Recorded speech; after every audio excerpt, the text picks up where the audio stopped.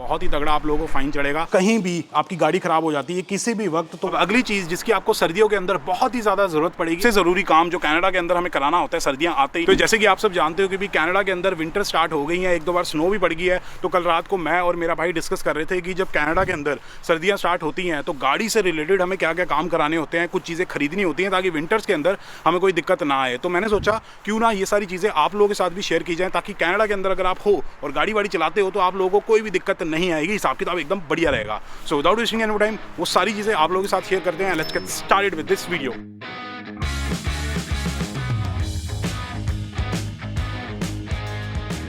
तो यार सबसे पहला और सबसे जरूरी काम जो कनाडा के अंदर हमें कराना होता है सर्दियां आते ही, वो है अपने टायर्स को चेंज कराना। तो अगर ब्रॉडली देखा जाए तो यहाँ कनाडा के अंदर लोग तीन तरीके के टायर्स यूज करते हैं। एक होते हैं समर टायर, एक होते हैं विंटर टायर और एक होते हैं ऑल सीजन टायर। उनके नाम से ही पता लगता है कि किस टायर का क्या पर्पस है। जो विंटर टायर्स होते हैं उनको विंटर में यूज किया जाता है। उसका रीजन ये है कि जिस चीज से वो बने होते हैं उनका जो मटेरियल होता है वो काफी ज्यादा सॉफ्ट होता है। उसकी वजह से जब स्नो गिरती है फिर भी रोड के साथ काफी अच्छी ग्रिप रहती है, तो हिसाब किताब बढ़िया रहता है, आपको ट्रैक्शन अच्छी मिलती है। तो प्लीज मैं आप लोगों को रिकमेंड करूंगा कि कम से कम आपके पास ऑल सीजन टायर्स होने चाहिए। अगर समर टायर लगे हुए हैं उससे गाड़ी चलाओगे स्नो के ऊपर तो बहुत दिक्कत आएगी, बहुत ज्यादा गाड़ी स्किड करेगी, मोड़ोगे, ब्रेक मारोगे, बहुत दिक्कत आएगी, एक्सीडेंट होने के चांसेस बहुत ज्यादा बढ़ जाते हैं। और अगर आपने अपनी इंश्योरेंस वालों को बता रखा है कि मैं अपनी गाड़ी में विंटर टायर्स लगवाऊंगा लेकिन समर टायर होते हैं और एक्सीडेंट हो जाता है तो आपको क्लेम भी नहीं मिलेगा। तो प्लीज ये सारी चीजों का पता कर लेना और उस हिसाब से अपने टायर यूज करना। अब कनाडा के अंदर अगर आप एक गाड़ी ओन करते हो तो अगली चीज जो बहुत जरूरी है, जो सर्दियों में आप लोगों के पास जरूर होनी चाहिए, वो है ये विंडशील्ड वॉशर फ्लूइड। तो बेसिकली यार नॉर्मली क्या होता है कि अपनी जो विंडशील्ड होती है उसको हम पानी से धोते हैं, पानी से साफ करते हैं, यहाँ से जो फुवारा निकलता है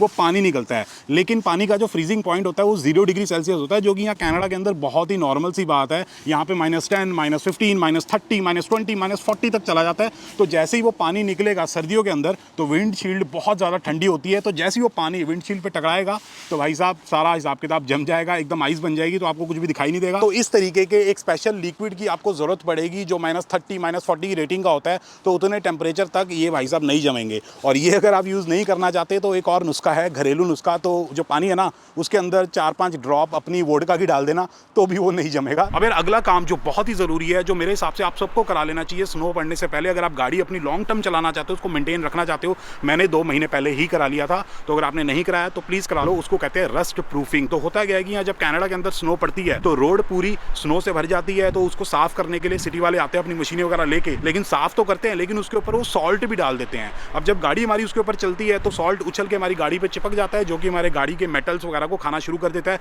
रस्टिंग बहुत ज़्यादा जल्दी हो जाती है, उसकी वजह से भाई साहब गाड़ी की वैल्यू बहुत कम हो जाएगी, गाड़ी खराब होना शुरू हो जाएगी। तो प्लीज़ रस्ट प्रूफिंग फटाफट से करा लो। $170, $150, $130 में हो जाती है। मैंने $140 की कराई थी 2 महीने पहले। और आई थिंक कुछ ऐसी प्रोविंसेस हैं जहाँ पे स्नो काफ़ी ज़्यादा कम पड़ती है, तो वहाँ पे सॉल्ट वो नहीं डालते हैं। जिसको पता है कॉमेंट करके बताना, तो वहाँ पे कराने की जरूरत नहीं है। अब यार अगर आप कनाडा के अंदर एक ऐसी जगह पे रहते हो जहाँ पे टेम्परेचर बहुत ही एक्सट्रीम जाता है, जैसे कि -40, -45, -55, जैसे कि थंडर बे हो गया, विनीपेग हो गया, सस्कैचुअन वगैरह हो गया, अल्बर्टा हो गया, तो आपको गाड़ी के अंदर फटाफट से एक डिवाइस इंस्टॉल करवाना चाहिए जिसको कहते हैं ब्लॉक हीटर। इसके बारे में काफ़ी सारे लोगों को नहीं पता होता, जो लोग टोरंटो साइड रहते हैं या फिर ऐसी जगह पे रहते हैं जहाँ पे मिनिमम टेम्परेचर -20 तक जाता है, क्योंकि वहाँ पे इसकी जरूरत पड़ती नहीं है। तो होता है कि बहुत ही ज़्यादा जब ठंडा टेम्परेचर होता है उस केस में आपका जो इंजन होता है या फिर जो भी फ्लूइड्स वगैरह होते हैं आपके बोनेट के अंदर वो सारे फ्रीज कर जाते हैं। उसकी वजह से आपके पाइप्स वगैरह फट सकते हैं या फिर गाड़ी खराब हो सकती है। तो इसलिए क्या किया जाता है, एक डिवाइस इंस्टॉल किया जाता है आपके बोनेट के अंदर इंजन के पास, जो आपके इंजन को गर्म रखता है या फिर जो भी फ्लूइड्स वगैरह होते हैं उनको गर्म रखता है, फ्रीज नहीं होने देता।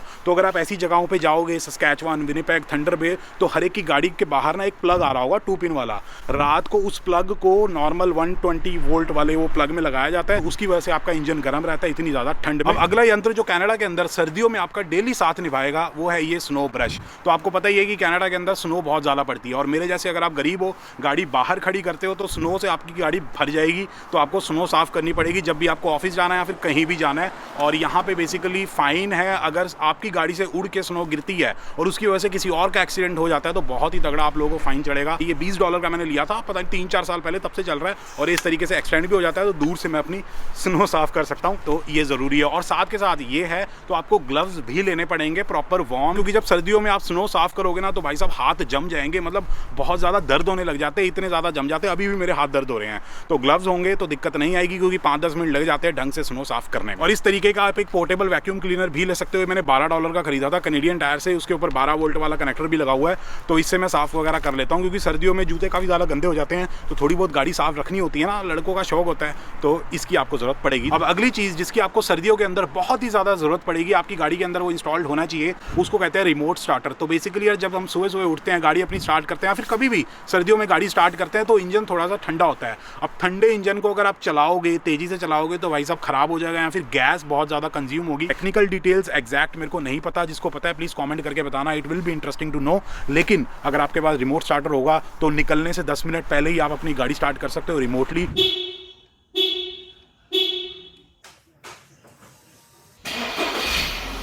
और जब तक आप बैठोगे उसके अंदर जाओगे तो गाड़ी गर्म हो जाएगी। अब यार 4 चीज़ें बची हैं जो आप लोगों के पास कनाडा के अंदर सर्दियों में होनी चाहिए। अब वो ऐसे बताऊंगा तो मज़ा नहीं आएगा, तो कैनेडियन टायर में वो पड़ी होती हैं। एक चीज़ मेरे को भी खरीदनी है, तो वहाँ चलते हैं और आप लोगों को लाइव दिखाते हैं, प्राइसेस वगैरह भी दिखा देंगे।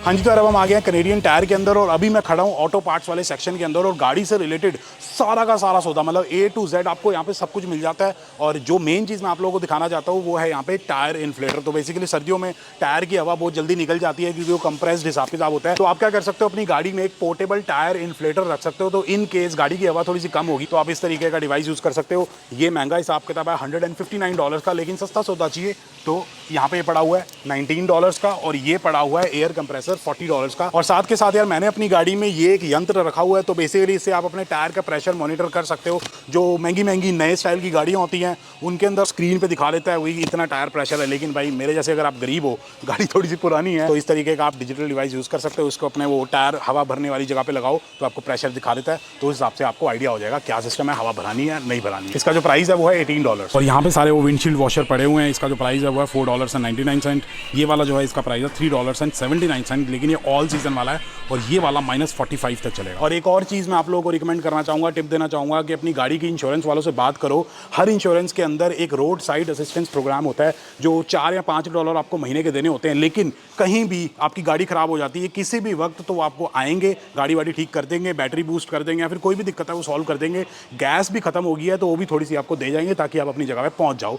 तो ये हिसाब किताब है। बाकी ये बैटरीज है, तो जैसे कि आप यहाँ पे देख सकते हो $200-250 के आसपास में बैटरी मिल जाती है नई गाड़ी की। तो पुरानी हो गई है तो प्लीज़ चेंज करा लो। और हाँ, बैटरी का एक चार्जर भी आता है पोर्टेबल, तो वो भी आपको दिखाता हूँ कितने का मिलता है। ये वाला जो डिवाइस है, ये आर्टिकल है, इसका प्राइस है $67। तो इस तरीके के चार्जर होते हैं, चार्ज चूज कर लोगे। और अगर महंगा हिसाब किताब नहीं चाहिए तो सस्ता सौदा भी आता है, जैसे कि ये है सिर्फ $29, मतलब $30 में आपको एक बैटरी चार्जर मिल जाएगा। तो कोई दिक्कत आती है तो आप चार्ज चूज कर सकते हो। अब यार अलग अलग प्राइसेस में बैटरी चार्जर्स आते हैं, जैसे कि ये $114 का है, ये $289 का है, $104 का है, ये $89 का, और ये $49 का है। और ऊपर और भी सस्ता सौदा पड़ा हुआ है, तो अपने बजट के हिसाब से आप खरीद सकते हैं। लेकिन अगर आप चार्जर गाड़ी में नहीं रखना चाहते किसी भी रीजन की वजह से, तो एक चीज़ ज़रूर होनी चाहिए आपकी गाड़ी में, वो वहाँ पड़ी है, अभी आपको दिखाता हूं। तो ये 2 केबल आपकी गाड़ी में ज़रूर होनी चाहिए, इन केस बैटरी डाउन हो जाती है, क्योंकि सर्दियों में जैसे मैंने आपको बताया कि बहुत ही जल्दी ड्रेन हो जाती है। तो इससे आप अपनी गाड़ी जंप करा सकते हो किसी दोस्त या किसी भी अननोन पर्सन की बैटरी की हेल्प से। तो ये आप रख लेना, हम भी खरीद लें, मेरी गाड़ी में नहीं है, $22 का ये सौदा है, तो खरीद लेते हैं। और यार यहाँ कैनेडियन टायर के अंदर हर तरीके के ऑयल वगैरह, फ्लूइड्स वगैरह मिल जाते हैं, जैसे कि आप पीछे देख सकते हो। जो भी एक्सपर्ट वगैरह हैं, मैं एक्सपर्ट नहीं हूँ, मेरे को ज़्यादा नॉलेज नहीं है, लेकिन सारी चीज़ें मिल जाती हैं। लेकिन मेन चीज़ जो इस आइल में मैं आप लोगों को दिखाना चाहता हूँ वो है ये एंटी फ्रीज। तो बेसिकली यार यहाँ पे एंटी फ्रीज मिलते हैं। अब होता क्या है कि अगर आप किसी एक्सट्रीम प्रोविंस या सिटी में रहते हो, जैसे कि विनिपेग हो गया, थंडर बे हो गया, सस्कैचुअन या अल्बर्टा साइड रहते हो, तो वहाँ पे क्या होता है, जो गाड़ियों के टैंक होते हैं, गैस टैंक, उसके जो पूरा भी फ्लो का सिस्टम होता है, उसके अंदर कहीं भी पानी है या फिर वाटर कंटेंट है, तो बहुत ज़्यादा ठंड में वो फ्रीज हो जाता है। तो इसलिए आपको इस टाइप के एंटी फ्रीज अपनी गैस टैंक में डालने पड़ते हैं, तो उससे आपका वो वाटर फ्रीज नहीं होगा। तो इस टाइप का सौदा खरीद सकते हो। ये 6 का पैक है $10 का, और ये जो बॉटल है ये है $13 की। तो ये हिसाब किताब है।